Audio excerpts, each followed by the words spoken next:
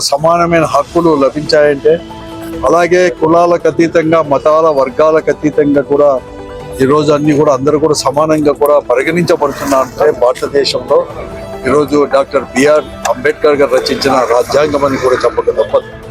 76 సంవత్సరాలు కూడా పూర్తిగా అవుతాం.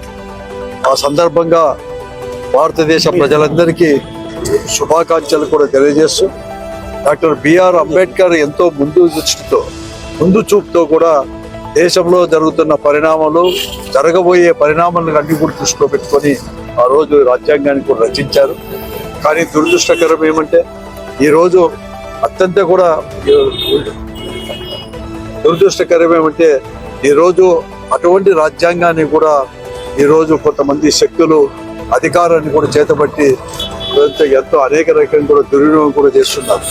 అంతేకాదు ఈరోజు భారతదేశ రాజ్యాంగం, అంబేద్కర్ రచించిన రాజ్యాంగం చాలా శక్తివంతమైనదే కాకుండా ఈ దేశంలో ప్రధానమంత్రి కావచ్చు, లేకపోతే దేశం రాష్ట్రపతి కావచ్చు, ఉపరాష్ట్రపతి కావచ్చు, సుప్రీంకోర్టు జడ్జిలు కావచ్చు, అనేక పదవులు కూడా అలంకరించారంటే రాజ్యాంగం యొక్క గొప్పతనం.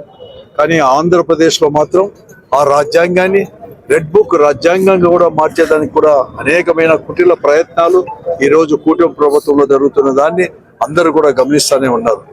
ఆ రోజు ఏదైతే వాక్ స్వాతంత్రం అనేది ఇచ్చాడో, సమాన హక్కులు కల్పించాడో, ఆ సమాన హక్కులకు కానీ అలాగే వాక్ స్వాతంత్రం అంటే ప్రజల యొక్క గొంతు నొక్కడానికి కూడా ఈరోజు అనేకమైన ప్రయత్నాలు కూడా జరుగుతున్నాయి.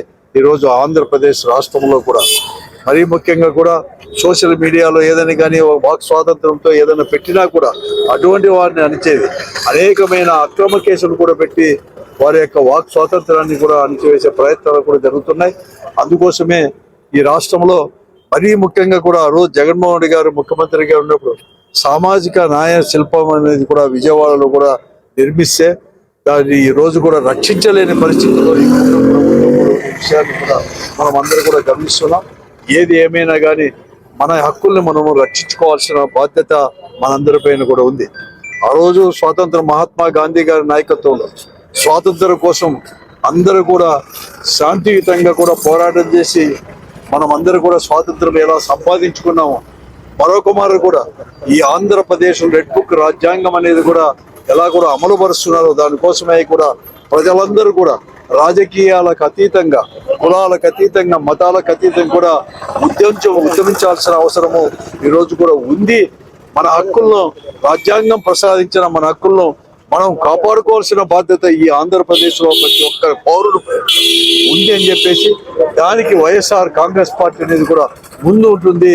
రాజ్యాంగం, అంబేద్కర్ రచించిన రాజ్యాంగం అనేది కూడా రచించుకోవడానికి అని చెప్పేసి కూడా తెలియజేస్తున్నాం.